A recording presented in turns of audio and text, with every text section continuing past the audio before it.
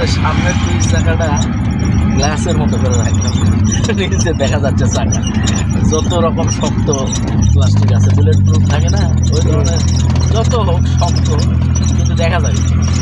তাহলে আমার কোনো কোনো দেখা পারি, আমি চাকার মাপটা বুঝে পারি না, তবে চালাতে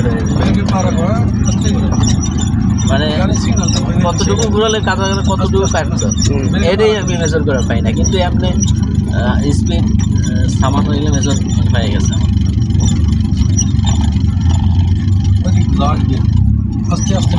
এই জন্য তো দেখেনি, খালি স্টিয়ারিং, খালি আঙ্কেল খালি স্টিয়ারিং।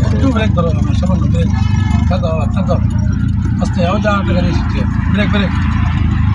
ঘটনা হলো হুন্ডা আর সিএনজি, তারপরে এগুলো তো আমাদের টান্ডা, যার কারণে বোঝা যায়, বুঝছেন?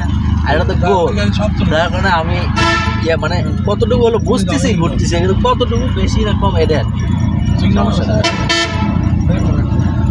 আর বিশেষ করে পিছনে যাওয়ার গেলে তো আরো বিপদ, ওটা ঘুরে হচ্ছে অনেকটা ঘুরে হচ্ছে